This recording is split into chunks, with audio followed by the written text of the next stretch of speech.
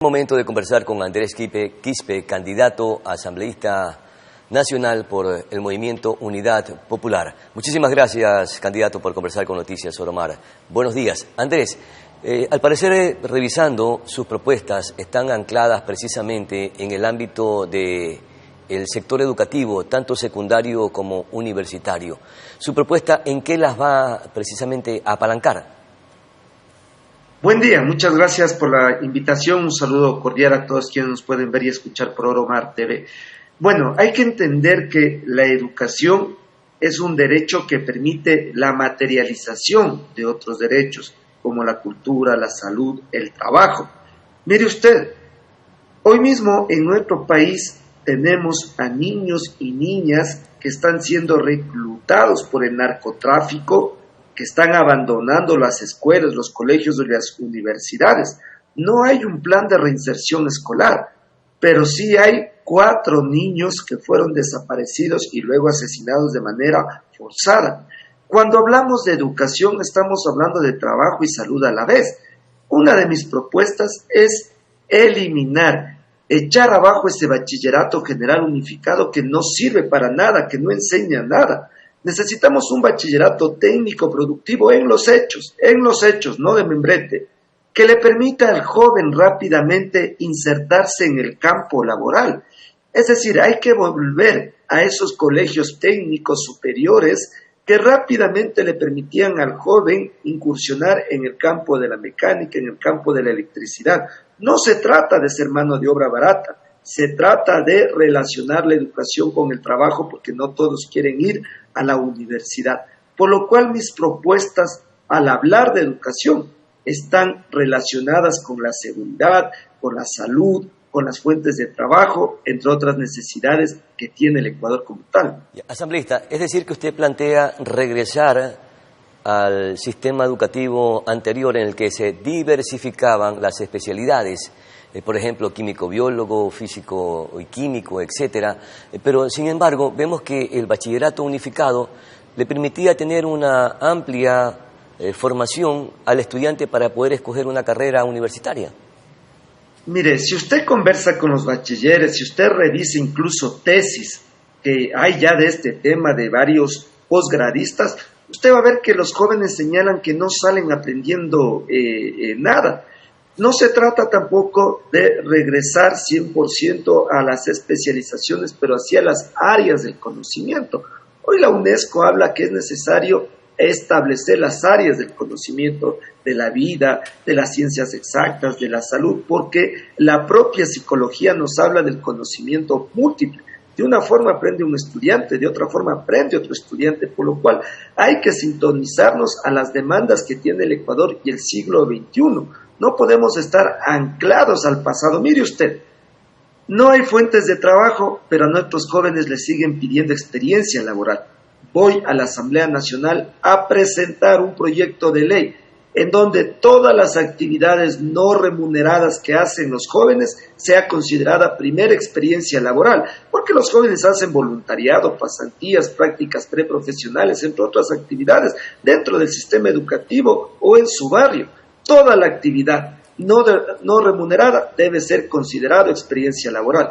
Vamos a recuperar el médico comunitario y el médico escolar. ¿Cómo? Los estudiantes de ciencias médicas que están en sus últimos años, así como hacen el internado rotativo, tienen que ir a realizar unas horas de su conocimiento, de su práctica en planteles educativos y recuperamos parte del médico escolar. ¿Cuántos recursos necesita ahí? Nada. Articular la ley de educación superior con la ley de educación general y con todos los reglamentos conexos y leyes relacionadas a la salud.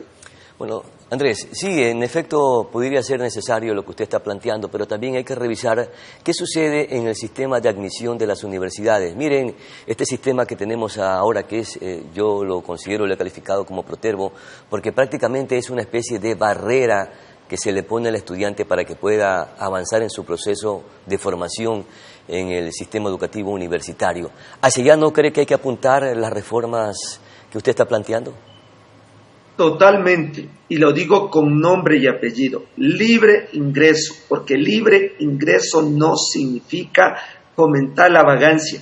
Quienes estudiamos en la universidad pública sabemos que la segunda matrícula, cuando usted la pierde porque no fue responsable, tiene que pagarlo. Libre ingreso significa articular los institutos de educación superior técnica con las universidades, cambiar el bachillerato, reabrir extensiones universitarias cerradas, ponerle un alto a las carreras saturadas para que los jóvenes postulen a carreras que el Ecuador necesita en tecnología, en carreras denominadas duras, tanto dirigidas para hombres y mujeres. Libre ingreso significa devolverle la autonomía administrativa, la autonomía pedagógica, la autonomía económica a las universidades. ¿Cómo es eso que las universidades realizan autogestión a través de maestrías, a través de proyectos de investigación? Y todo va al Ministerio de Finanzas. Por eso es que no hay recursos para construir nuevas aulas y que se ofrezcan más cupos, ya, porque todo va al Ministerio de Finanzas y luego no les devuelven en su debido tiempo a las universidades. Hay que fortalecer carreras de carácter presencial, hay que volver a recuperar las carreras semipresenciales para aquellos jóvenes que estudian y trabajan a la vez y, por supuesto, carreras online. Hay que articular a la educación superior que no lo está. Ante todas estas fragilidades o debilidades que tiene el sistema educativo en nuestro país, ¿cree que se deba declarar en emergencia a la educación en el país como lo está planteando, como lo está proponiendo el candidato presidencial de Unidad Popular, Jorge Escala? Sí, nuestro compañero Jorge Escala a la presidencia, Pacha Terán a la vicepresidencia y Natacha Rojas al Parlamento Andino tenemos una sola agenda. Y eso es declarar en emergencia a la educación, a la salud y a la seguridad. Y es que, mire, no se puede estudiar donde no hay un barrio seguro, donde no hay una comunidad segura. No se puede trabajar, no se puede poner un proyecto de emprendimiento a nuestra gente si el barrio no es seguro. Por lo cual, educación, seguridad y salud van de la mano, son derechos humanos que van de la mano. Por eso hay que armar un plan de reinserción escolar para que nuestros niños y niñas dejen de ser reclutados por el narcotráfico. Por eso es que hay que generar políticas sociales para integrarles con la seguridad y por eso hay que entender que si queremos que nuestros niños y niñas aprendan bien, hay que aprobar una ley de aguas precisamente para su tratamiento y enfrentar la desnutrición. ¿Cómo es eso que esta Asamblea Nacional, el actual, archivó precisamente ese proyecto de la ley de aguas? Ni siquiera a los bomberos les quisieron reconocer que sí es una carrera de alto riesgo y que se merecen la jubilación especial. Es decir, vamos a la Asamblea Nacional a trabajar. Por eso es que una de las propuestas de Andrés Quispe de las listas 2 de Unidad Popular es que los asambleístas ganen el sueldo de un profesor. Ahí vamos a ver quién es quién. ¿Quién va a la asamblea a trabajar o quién va a la asamblea simplemente por levantar la mano y ni siquiera presentar pedidos de información? Decían en mi pueblo, una golondrina no hace verano. Usted podrá plantear eso, pero ¿cree que tenga sintonía con los demás asambleístas que van a ocupar los curules en la próxima Asamblea Nacional para que se rebajen el sueldo de los asambleístas y que tengan el mismo sueldo que tiene un docente, un maestro universitario, secundario, etcétera? Más del 90% de ecuatorianos no creen en la actual Asamblea Nacional. Porque mire, hay 50 legisladores en el primer periodo que ni siquiera presentaron un pedido de información. ¿Cómo hacen el control político, la fiscalización? Peor proyectos de ley. Pero lamentablemente son reelectos. Sí, habrá que verlo. Por eso estamos en un proceso electoral. Mire lo que dice el INEC. Cerca de 5 millones de ecuatorianos viven con $90 al mes. A la Asamblea no le duele la patria, no le duele el Ecuador. La propuesta que acabé de señalar de bajar el sueldo a los asambleístas a lo que gana un profesor, $817, con esos $817 que gana un profesor a contrato, paga arriendos, paga sus maestrías, paga los servicios básicos, sostiene a su familia. Es una reforma que va por el CAL, por el Consejo de Administración. Ahí veremos si realmente les interesa a quienes dicen la democracia, la institucionalidad, que la gente vuelva a recuperar su respaldo. Los médicos suben su sueldo o cuando capaz tienen que esa maestría. propuesta hace que juegue el pepo el tema de los repartos del sistema de poder en el país.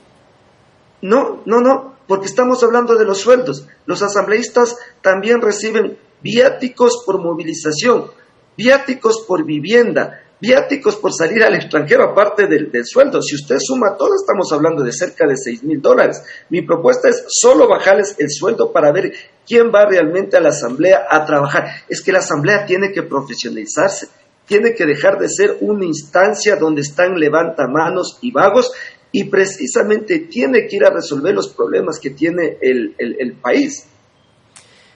Andrés, vámonos un poco a hablar de materia de seguridad. La Asamblea Nacional actual ha aprobado algunos proyectos de ley que precisamente apuntaron a fortalecer la seguridad en el país, pero lamentablemente, si vemos el escenario, poco o nada han funcionado. ¿Qué plantearía usted con su candidato presidencial para fortalecer en el ámbito legislativo las leyes que pudieran también potenciar el trabajo que vienen haciendo las autoridades o la fuerza pública en el país para combatir a las mafias narcodelictivas? La seguridad no se alcanza por decreto. Usted puede tener las mejores leyes, pero es la sociedad la que hace las leyes, no las leyes a la sociedad. Le pongo un ejemplo. El presidente, para declarar el conflicto interno, el señor Noboa, dio a conocer que el Ecuador tiene 22 grupos delincuenciales. En todos estos meses de conflicto interno, ¿cuántos de los 22 grupos han sido desmantelados? Ninguno. Al contrario, han crecido más grupos. Hay que generar leyes junto a una política social, es decir, hay que generar fuentes de trabajo. ¿Cómo es eso que el narcotráfico es el que está dando fuentes de trabajo en este país? ¿Cómo es eso que el Estado se ha convertido en proveedor de las bandas delincuenciales? Usted debe conocer cómo en sectores estratégicos grupos delincuenciales tienen contrato. Vamos a presentar un proyecto de ley para que aquellos que deben impuestos o que tienen relación con la delincuencia no puedan firmar ni un contrato más. Esos sectores estratégicos, esos contratos tienen que irse para la gente que trabaja, para el mediano, para el pequeño, para el grande empresario honesto que incluso no evade impuestos. Y vamos a trabajar en conjunto con Jorge Escala, Pacha Terán, Natacha Rojas para declarar en emergencia la seguridad. Eso significa priorizar políticas públicas, priorizar inversión, generar alianzas estratégicas con otros países para que nos asesoren, pero sobre todo significa, como señalaba, generar un plan de reinserción escolar para que nuestros niños y niñas dejen de ser reclutadas por el narcotráfico, por una funda de alimentos o porque les pagan $4,000. Por eso es que también vamos a cobrar a los grandes evasores de impuestos los más de $3,000 millones, para que esos recursos sean destinados precisamente a obra pública y se genere fuentes de trabajo. Es decir, la seguridad necesita de política social.